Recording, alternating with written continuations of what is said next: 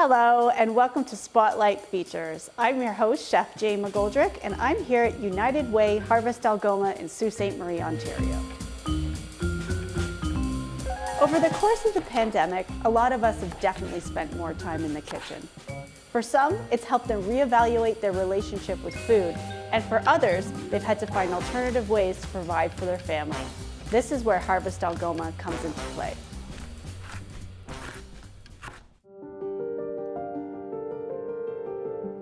Here, you're feeding people, and these are people that don't have a lot of anything. So sometimes literally all they have is a hot meal.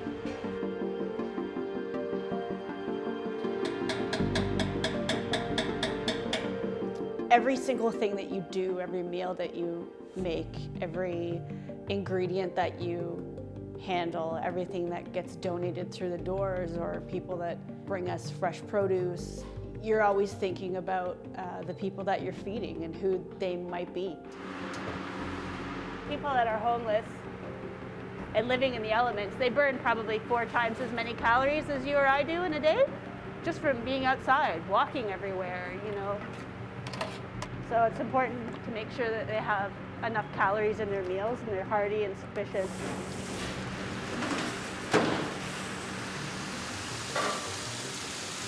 Being able to give back to my community and be of service was kind of a gap that I needed to fill, and I wasn't quite sure how I was going to do that. And when the opportunity at Harvest kind of presented itself, I kind of came up and had a tour, and I just really loved the concept. I loved the idea.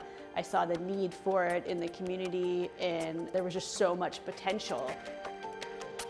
This recipe will probably feed 200 people, 200 meals out of this. The value in what we do is the amount of people that we can feed with a little. We're able to take your donation and make it go really far.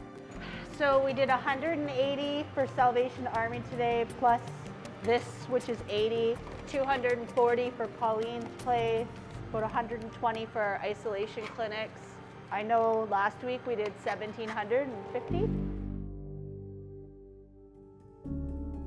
It's the basis of all things. It brings people together. It gives you a sense of community. People eat for comfort. People eat when they're sad. I mean, food is the lifeblood of everybody.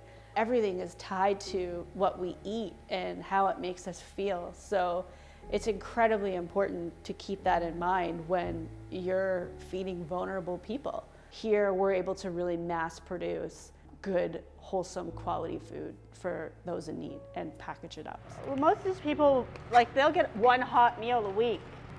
Could you imagine? All you want is hot food in the winter, especially if you're outside. I just know that if I follow a path that is true to me and sits right with me, then the rest will fall into place.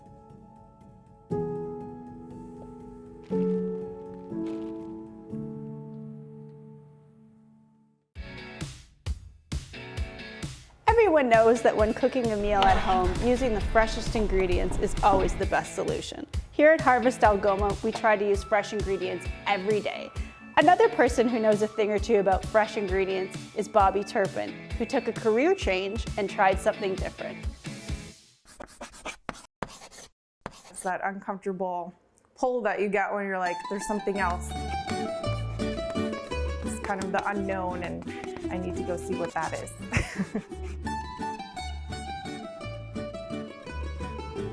I was already working full-time. I was already teaching part-time, so I already had a lot going on, but I was like, what's something creative that I can do on the side?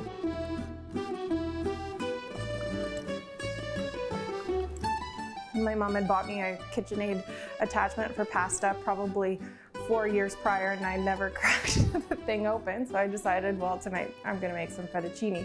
So that's how it started. We loved it. Then a couple days later we were making ravioli, and then I just kept trying to experiment with it and was making more than we were able to eat. And then I thought, well, I'm gonna try to start selling this at the farmer's market. So we're at the Kenora Matioski Farmers Market on a Wednesday. We got up quite early this morning, 4:30 a.m. and we have not missed a Wednesday yet since it started mid-June. People that are close to me know I always had ideas and I was always talking about different businesses I wanted to start, but just kind of lacked that courage sometimes to go for it. You know, the most courage I had was having my own bookkeeping business, and I just thought, like, either I have to take a leap or, you know, I need to stop doing it, because I was getting up at 1:30 a.m. sometimes to make pasta for the markets. It was getting a little excessive. So that's when I first purchased my pasta equipment, and then it just kind of snowballed from there. Now it's just kind of become my full-time job.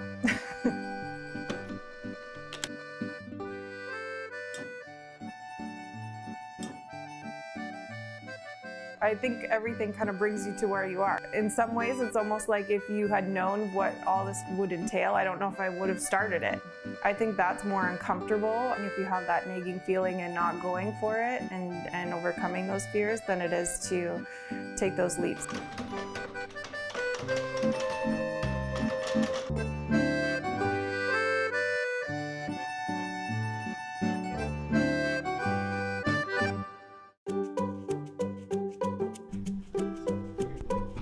So I'm just sauteing down some peppers and some crushed tomatoes with fresh garlic.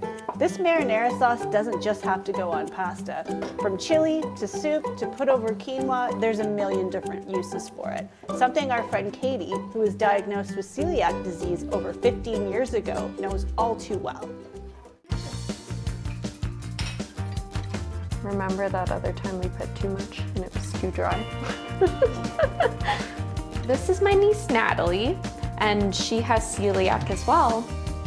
Celiacs can't use normal Play-Dohs from the store and stuff because they have flour which contains gluten in it.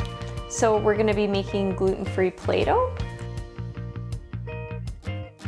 Celiac disease is an autoimmune disease when a person can't process the protein gluten. When I consume gluten, my body can no longer absorb nutrients.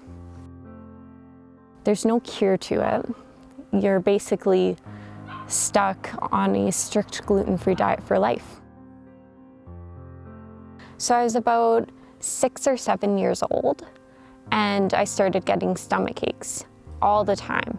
It felt like sharp pains in my stomach of just someone grinding and stabbing into it, and I was always sick. I missed a lot of school and missed out on a lot of things when I was a child. After I got diagnosed, the rest of my family went as well to get the blood work done because celiac's hereditary. So my dad ended up having celiac as well, and my niece and nephew also have celiac disease now too, so half the family. There were so many changes. One of the big ones was I had to start reading every label in the grocery store, every food label, every personal care label. I was a really big baker, still am, but I had to relearn how to bake everything with different flours, such as like rice flour, potato flours, xanthan gum, like just the weirdest ingredients that I'd never heard of before. And that's why we use gluten-free flour, because flour becomes airborne, so we don't want to ingest it and get sick. Once flour goes airborne, if I inhale it, ingest it at all, I get sick, and it damages my intestines. And that's what a lot of people don't realize about celiac disease. It's not just about eating gluten-free, but it's about the cross-contamination as well. For example, the last time I went to my boyfriend's, I was cooking something. I went to grab oven mitts and realized I had forgot to bring my own from home. So I used the ones that were there, and I knew they were probably full of gluten and it was a big risk. I used them, and just because they touched the side of the pan and my food must have hit it, just that small bit of cross-contamination, I ended up getting sick. And that's all it takes. If a celiac continuously gets contaminated or consumes gluten and doesn't follow the diet properly, it can lead to several other major health issues like infertility, miscarriage, Cancer. It's almost there, right? My life has changed positively in some ways. Being a celiac, it's really taught me self-discipline. You know, I see something that looks delicious, but I know that I cannot cheat, I cannot have it.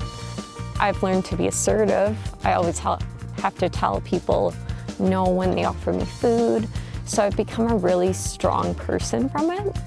Yeah, so there has been a lot of positives about me being my own person and not being afraid to stand up for myself.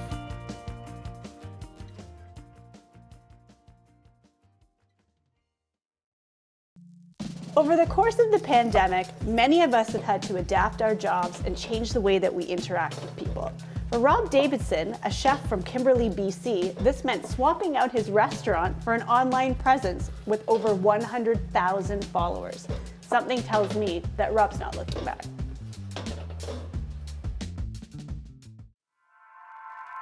I think the thing about cooking, it's always been my comfort. If things get tough, I fall back on cooking. And it's just second nature, it's just innate. So when all this COVID stuff started happening, that's what I fell back to. Good day, everybody. Welcome to the Socially Distant Cooking School. Today we're gonna do a seared duck breast. Scoring, you're gonna do it on the angled bias. Don't press your knife down, you're just trying to go through that fat cap. When the pandemic hit, people were sent home from work. They had time to cook. They had time to play. Whereas before it was always rush around, rush around, rush around. Now they're at home. There weren't any restaurants to go to, so what do? You make food at home. I was shopping one day and there was a whole bunch of supply chain issues back then. So I wanted to make lasagna for dinner and I couldn't find ground beef. So I'm like, I'm gonna use sausage. So I ran into some friends at a store in town here and then they asked me a question like, what can I use in this? On my way home from the store, I'm like, that's a great idea for a cooking group. My initial expectations was honestly, I thought it was gonna be about 300 of my buddies that wanted all my recipes. There was exponential growth right off the bat. I've hit 100,000 people in just over a year. Everybody dabbles in social media, but when it takes off, it's a wild ride.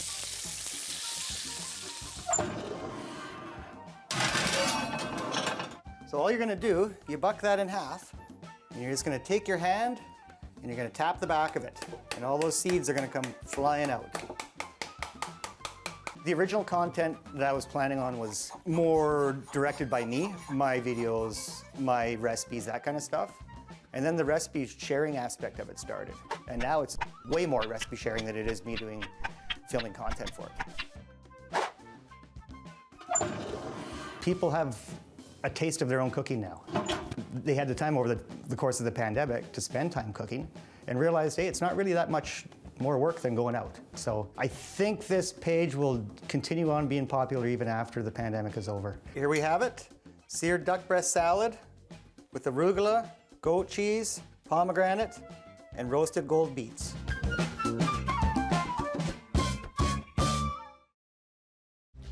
So I'm just adding some more fresh tomatoes and some salt and pepper to this sauce. It's gonna be spectacular when it's finished.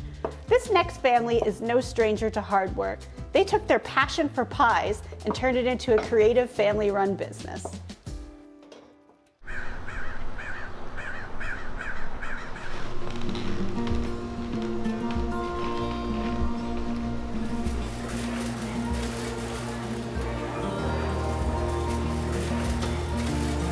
It's something completely new.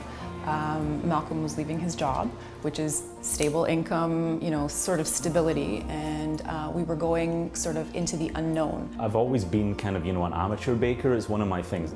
I wouldn't say I was like desperately unhappy at my previous job, but I was kind of looking around wondering if this would be something that I was going to do for the next 20 years or whatever. So I was worried with, well, how is this going to work? Are we going to be able to make the number of pies? So you have all those sort of fears going into it, and as we've kind of progressed over the past year, a lot of those fears have sort of been, I don't know what the word is, dissipated.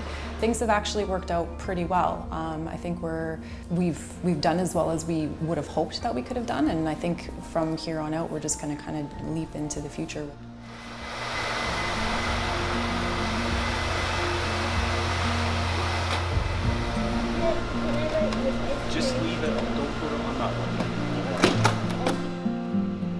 Saturday morning is like a 6 a.m. start.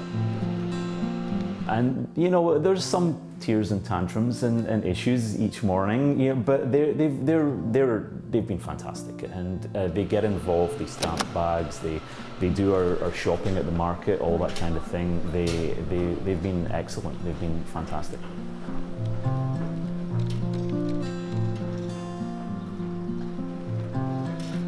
If you work hard in life, you will see success. And I think that they're seeing that a little bit, that we're trying really hard to make this successful, and it doesn't come easy. You actually have to work at it.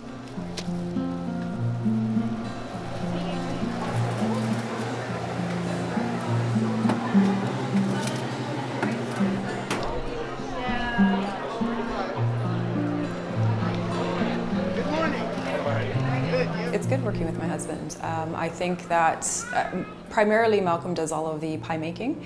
I generally stay out of the kitchen. We do tend to have kind of slightly different personalities that I guess kind of like she's more adventurous. She wants to kind of, you know, see where things are going to go and you know, more quickly than me, and so I'm way more cautious. We tend to kind of find a middle ground. It's pretty good. Well, it's 12:48. Do you want to hang on? You never know. As much as I would like to eat it right now. I love the fact that on occasion I get to be creative. I do pop in occasionally with various pies, like the honey pie I primarily make, that's my thing, and a couple of other little ones here and there. And it's a chance for me to be creative and to sort of have another outlet for myself. I get a lot of satisfaction from creating and making things, and then being able to sell them to people and having people come back and say, you know, I really enjoyed that. That's awesome too. I just find it very enjoyable. I like making the dough, I like making the pies, you know, all the process of you know, there's a great deal of satisfaction, I think, at the end of a day or the end of a week when you know, tally up what you've made and realize just how much you've done. We're all in it together, and that's what I try to teach my kids. If you want to, we're all in this together. The success of this business is going to be all of us working hard and working together. The whole thing is enjoyable and you know, satisfying, and you're working for yourself, and it's amazing.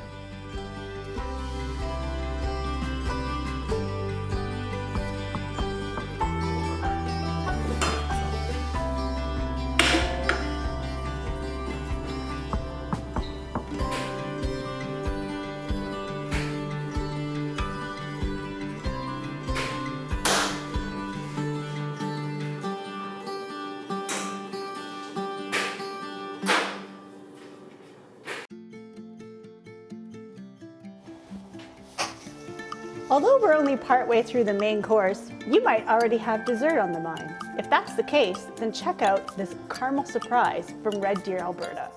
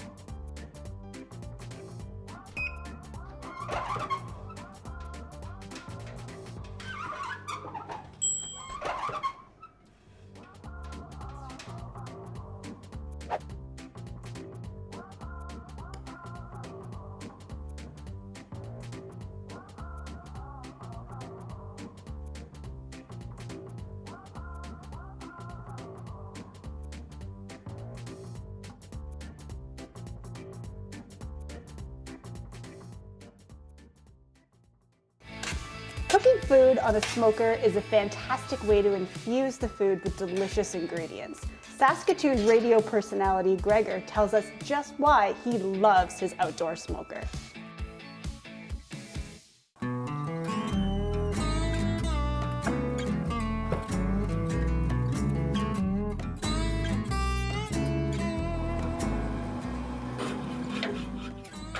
So what I like about smoking meat on the smoker is, I don't know, I think it's just something like once you reach a certain age, you start to appreciate things a little more. And so I've always like cooked so quickly before. And to be honest, I say cook, but like I was not a very good cook.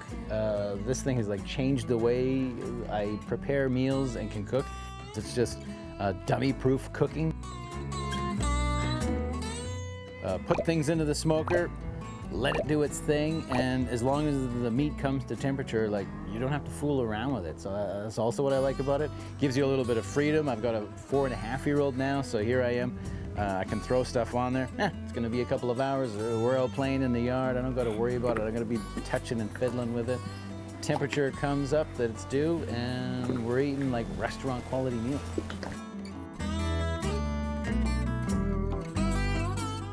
I think the reason I like smoking and taking a little bit longer with some of the meals is because you get a little more time to get things ready, and I hit 40 and I don't know, life just starts to slow down a little bit more. You appreciate things a little bit more. Everything before is such a hurried pace.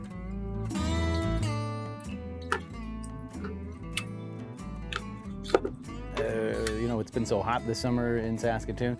You don't got to turn on an oven in the house. Like I'm outside cooking, and you know, I can take my time. I'm not putting things in the frying pans and, you know, making the house hotter than it needs to be. This way I'm outside, I've got some extra time, and the beauty of the smoking is then that you get these flavors in there, all these different flavors that you could put into, you know, pork, pulled pork, and even steaks and stuff like that. You just get extra flavors that you couldn't have when you're doing it so quick inside. So.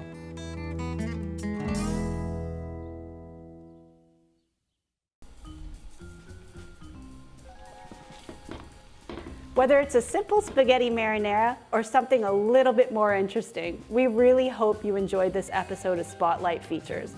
For more stories like this from across the country, tune in to shawspotlight.ca or follow us on social media. Thanks so much, and see you next time.